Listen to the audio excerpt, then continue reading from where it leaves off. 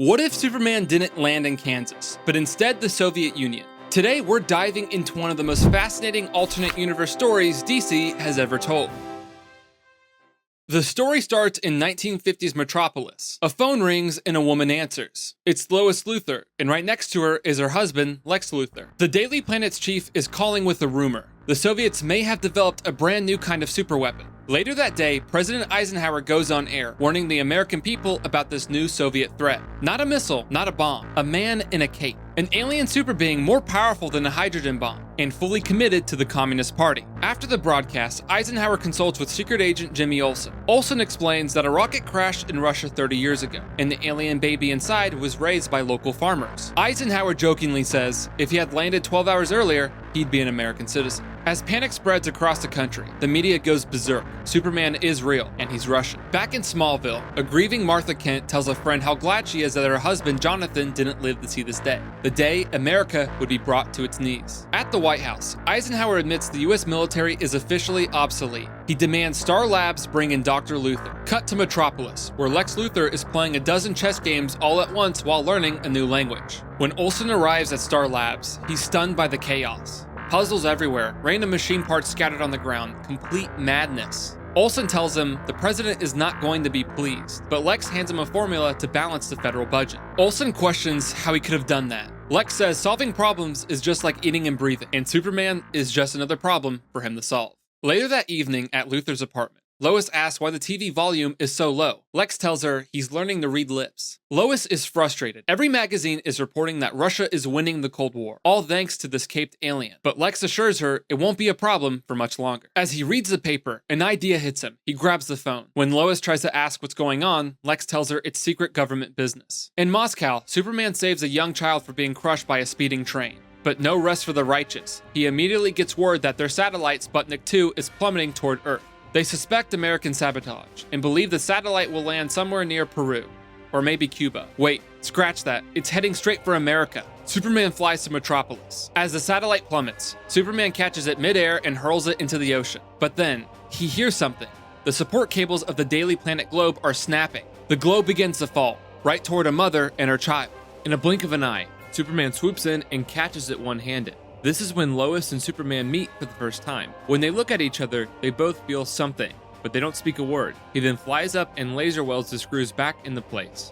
Lex Luthor and Olsen watch Superman fly off from a distance. He tells Olsen it's a shame that Superman works for the other side, because he could see them being best friends. Olsen asks Lex how he was so sure that Superman would save them. Lex tells him pure mathematics. Weeks later, the Russian people throw a massive parade for Superman. He's being hailed as a national hero, but he hates it. He can't stand still for 1 minute because his super hearing picks up cries for help. He leaves immediately to save lives. Back at the parade, Stalin sits with his illegitimate son, Pyotr, the chief of the NKVD, basically the Soviet FBI. Pyotr is furious. He knows that if Stalin dies, Superman will be next in line to rule, and Pyotr thinks the job should be his. Stalin tells him to watch his tongue. This is clearly a rough father-son relationship. Later that evening, during a ballroom dance, Stalin flirts and tries to charm Queen Hippolyta, mother of Wonder Woman, into joining the Warsaw Pact. She declines, saying that the Amazonians prefer to stay neutral, at least until Russia cleans up some of its messes. Stalin, clearly not reading the room, tries to invite the Queen into his presidential suite.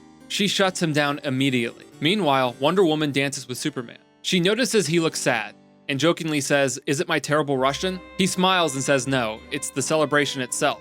He doesn't like the worship. He doesn't want to be treated like a god. The Queen teases Diana and tells her she's building bridges with the future leader of Russia. Later, Stalin pulls Superman aside and suggests Diana would make a fine wife. He tells him to imagine the kind of children they could raise. Superman, unfazed, replies, "I didn't come here to breed." But suddenly, Superman stops speaking. He's staring through a wall. Stalin asks why he's staring at the wall. Superman says he's scanning. He's scanning for Pyotr, who didn't show up to the party. Stalin asks why he cares. Superman simply replies, "I care about everyone," and he flies off.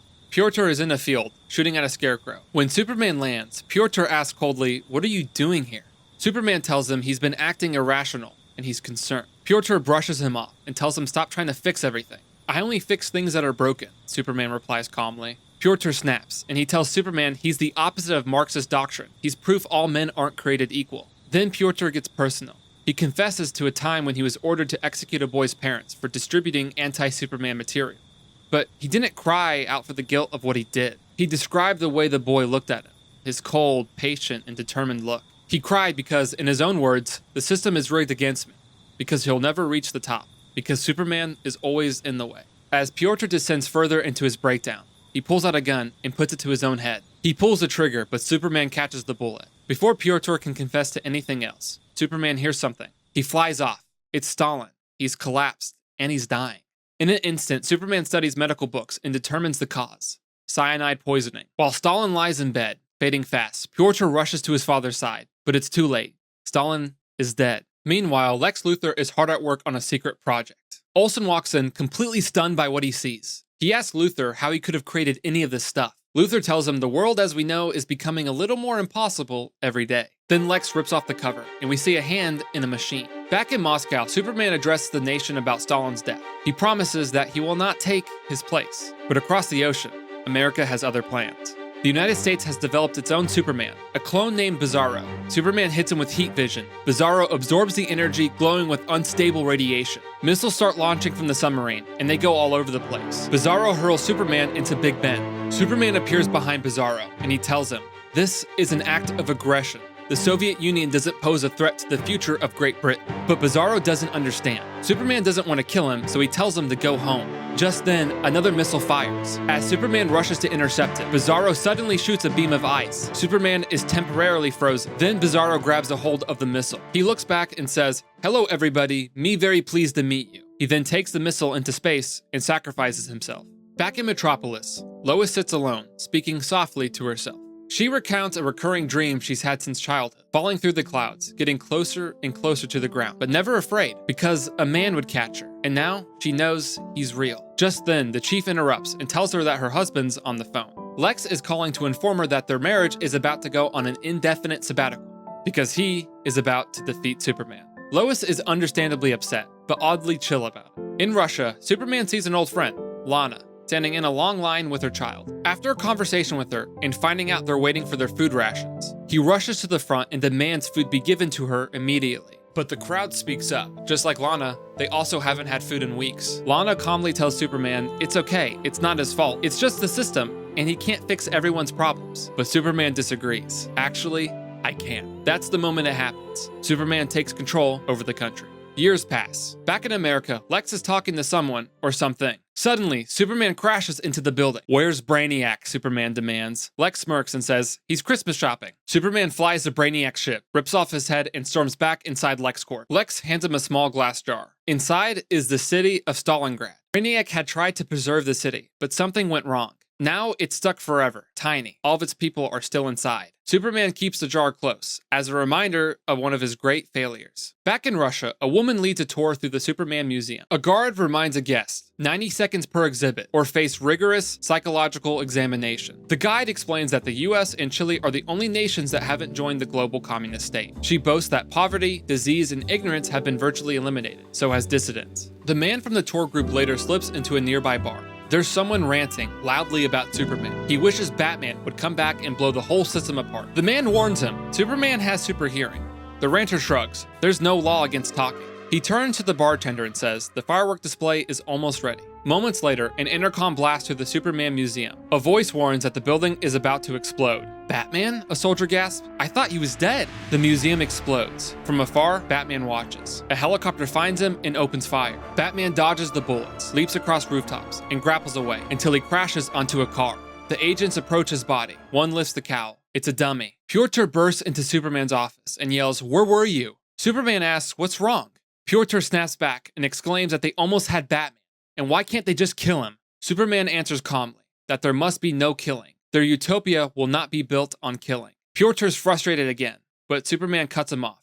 He hears someone in danger. He flies off and saves a train from derailment. Later, he meets up with Wonder Woman. He asks her how America was. She tells him it's disgusting and that children are still sleeping on the streets. She asks Superman why does the president still cling on to capitalism. Superman tells her it's his pride. She tells him the country hasn't been the same since Nixon was assassinated. Then she shouts, "The tanker, it's going to blow!" Superman leaps into action, freezing the fire with a blast of Arctic breath.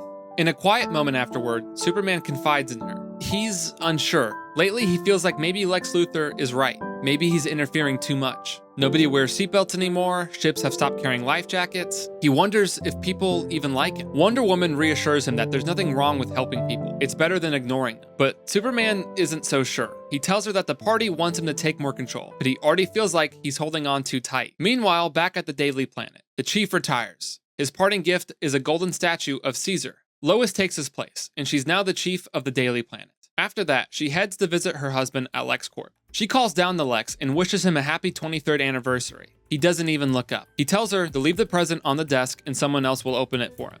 Lex explains he's working on a new anti-Superman weapon, one of his most effective yet, based on intel from government insiders in Russia. She asks for more details, but he tells her it's classified. He also tells her JFK and Norma Jean are coming over for dinner. Lois is annoyed because it was supposed to be their one night together. Lex drops another bombshell. Apparently Superman and Brainiac aren't the only aliens to visit Earth. Another ship crashed in Roswell, New Mexico in the 40s. In Moscow, Pyotr rides in a car with his driver, grumbling about Superman saving a space station again. The driver tells him maybe we shouldn't be spending money on space programs while Americans are starving. Pyotr tells him to shut up or he'll shoot him. Suddenly, the driver takes a sharp turn. Then another. Pyotr shouts at him, asking if he's trying to kill them. The driver responds, "You're going to die much more painfully than this." He swerves off a bridge, launching the car into a river. Underwater, the driver grabs him and pulls him through a drainage pipe. When he wakes up, he hears a voice. "I heard you wanted to see me." Pyotr looks up. Standing above him, cloaked in shadow, is Batman. Pyotr scoffs. "How dare you speak to me like that? Do you even know who I am?" Batman calmly recites Pyotr's full name and entire backstory. He asks if it's safe to speak. Batman nods and tells him the cave's soundproof, cloaked with stolen Russian tech. Then Pyotr gets to business. He says Lex Luthor and the CIA want Batman to kill Superman. Batman asks why should he trust Lex Luthor? All of his plans have failed. Pyotr insists that this plan is different because people in the Russian government found new data in the rocket that brought Superman to Earth. He tells Batman that he's the only person Superman has never been able to defeat, the only hope of replacing him. Batman laughs and tells him he wouldn't be a better replacement. Pyotr asks Batman whether he'd rather see a space alien or a human in charge. Batman stares at him, then offers a hand. Batman tells him it's a deal, but after Superman is dead, he's next. During all of this, people of Russia are celebrating Superman's birthday. Superman asks his advisor where Wonder Woman is, but he tells her not to worry about her. Then the fireworks begin, except instead of the Superman emblem, the sky explodes with a new symbol. Elsewhere, Wonder Woman lies in the snow, the lasso of truth wrapped tightly around her. She calls out to Superman. Her voice is the beacon he needs. He flies across the skies, tracking her sound. But as he descends, Batman is ready. He tells the computer to initiate the LexCorp program on full power starting in 30 seconds. Superman flies down and asks what he has done to Wonder Woman. Batman tells him he's only hurt her pride. He tells Superman she's now obedient to him, just like all the poor dissidents she used to dominate for you. Superman scans him with X-ray vision and sees something alarming. There's a bomb inside Batman's chest. Batman tells Superman he may be strong, but the most dangerous weapon on Earth is inside the human skull. Superman says he can see inside his head and there isn't much to be proud of. Suddenly, the lights around them glow bright red. Superman mocks him, saying those might give him a heat rash after 1,000 years. But then Batman punches Superman across the jaw. Superman is shocked by his strength. He tries to fire his heat vision, but nothing comes out. Batman kicks him in the stomach and tells him he doesn't have powers. Superman finally lands a hit. He smashes Batman with a wooden post. Wonder Woman tells him to run, but he's not fast enough. Batman throws a jagged batarang straight into Superman's head. Batman drags him into a cellar and tells him he should have died on his own world. Humans are not your pets. Wonder Woman begs him not to lock him up like an animal. Batman asks her, what's the alternative? To kill him? Inside the cellar, Superman calls out to Diana. He needs her to destroy the power source of the light. He pleads with her to break out of the lasso, even if it hurts. She pushes and strains. With a final scream, she snaps the lasso. She pushes Batman, with smoke pouring from her wounds, and she runs to the power source. She destroys it, and the red light dies. And Superman bursts from the cellar. He tells Batman no more tricks, and that a little brain surgery and he'll be back to normal. But Batman laughs and tells him he would rather be a martyr than one of his robots. And before he detonates the bomb, he tells him Pyotr betrayed him. He explodes and blood splashes across Superman. Diana flies down, severely weakened. The lasso destroyed her body. Meanwhile in New Mexico, Lex Luthor meets with President JFK. They stand before a crashed alien ship. JFK says they don't know what it's made of, but they suspect it belonged to a group that policed the galaxy. He shows Lex a green ring found on the alien's third finger. JFK says they don't know what it's used for, and Lex calls him stupid. He tells him what he's looking at is a weapon. After the battle with Batman, Wonder Woman was never the same. Her body was severely damaged, and she became quiet. Meanwhile, Pyotr, now upgraded, shows Lana the new command center in Moscow. All day-to-day operations are controlled by a reprogrammed Brainiac. Lana asks where Superman is. Pyotr tells her he's off building a fortress. Time passes, and Superman is now 63. The world holds nearly 6 billion communists. Moscow is now a utopia. Clean, safe, sterile, crime doesn't exist. Accidents don't even happen. That's because Superman controls everything. At his new fortress, he's surrounded by reformed Batman sympathizers, now robotic servants. Brainiac reports to Superman. Productivity is up. Global life expectancy is 112 years. The world has never been more efficient. But America is still a war zone. 350 million people are on the brink of starvation. Brainiac suggests invading America because it would be more humane. Superman restates that he does not want to kill anybody.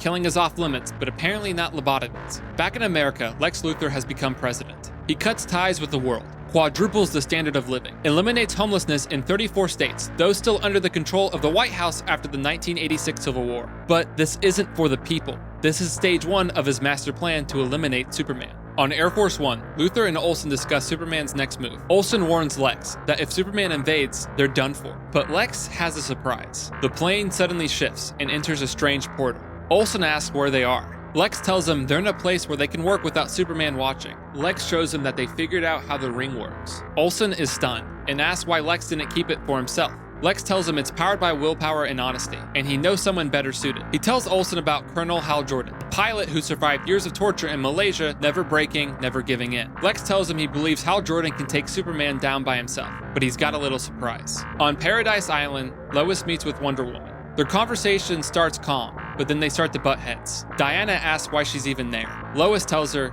she's here to see if she's on America's side when they attack Russia in 24 hours. Back in Russia, Superman destroys a mutant insect inside the Stalingrad Dome. A soldier tells him he's late. He apologizes and explains he's been distracted recently. He and Brainiac argue again. Brainiac pushes for invasion, but Superman refuses. Then out of nowhere, Lex appears, and he's not alone. Hal Jordan is on the way with the entire army of Green Lanterns. Superman asks Lex how he got past his defenses. Lex mockingly tells him he thought they were decorative.